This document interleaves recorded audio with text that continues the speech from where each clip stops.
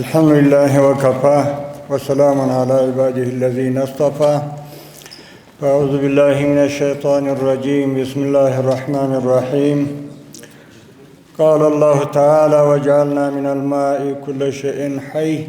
صدق الله العلي العظيم وصدق رسوله النبي الكريم.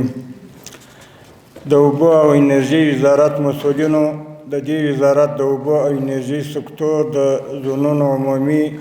او ولایتي چارواکو، مجاهدینو، د رسنیو استازو او محترمو میلمنو،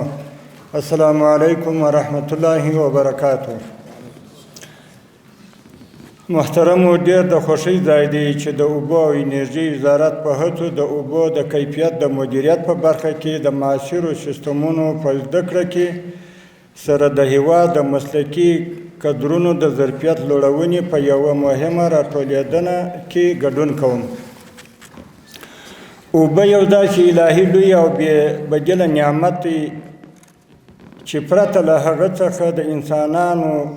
حیواناتو او نباتاتو ژوند د هېوادونو اقتصادي وده او پرمختګ امکان نه لري.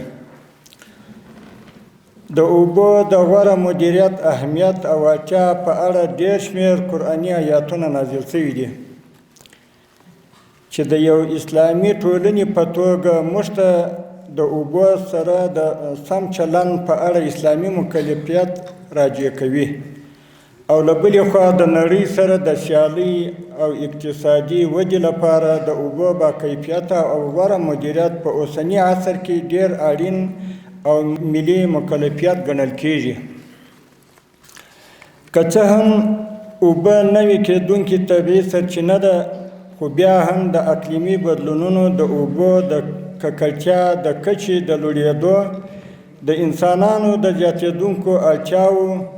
او د بې پروا مصرف له امله په اوسنۍ نړۍ کې په جدي توګه د اوبو کمښت حس کیږي، او اوبه په مسلسله توګه د کمېدو په حال دي چې دې ناورین نه یوازې د هر هیواد لپاره د اوبو د کمښت ستونزه پیدا کړې ده، بلکې تر ټولو مهمه دا چې د هیوادونو پر خپل منځي او نړیوالو سیاسي او اقتصادي اړیکو یې هم منفي اغېز کړی دی. خوشبختانه افغانستان لکه څه ډول چې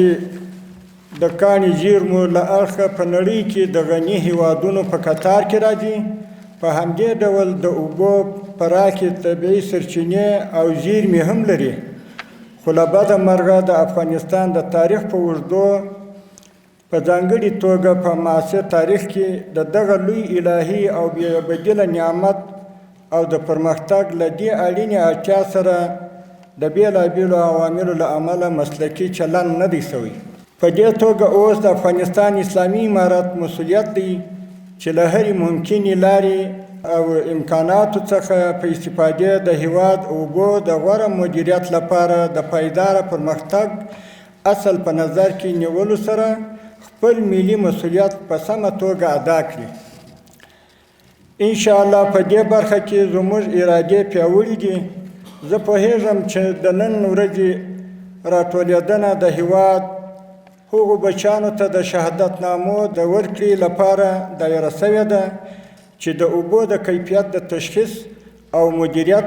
د نوي سیستمونو په برخه کې د اوبو او انرژي وزارت د مسلکي او تخنیکي کسانو له لوري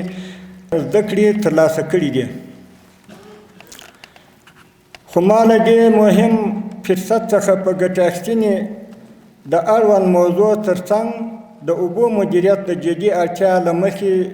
د هیواد د ملي اوبو اغېزمن مدیریت ته هم اشاره وکړه.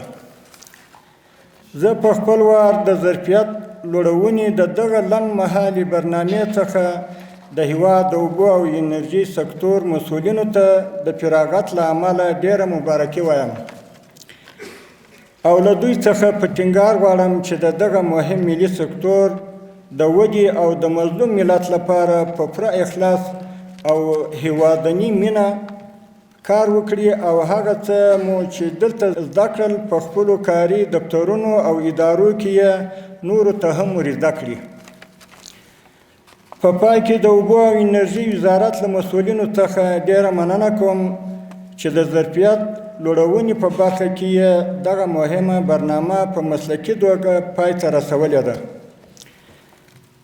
او د وزارت له اړوند مسؤلینو څخه هیله کوم چې د ظرفیت لوړونې دا ډول برنامې جاري وساتي ترڅو د مسلکي کادرونو په روزنه کې خپل مسؤلیت لا ډیر ادا کړي. ستاسو د توجه نه یو جهان مننه. السلام علیکم ورحمت الله وبرکاته.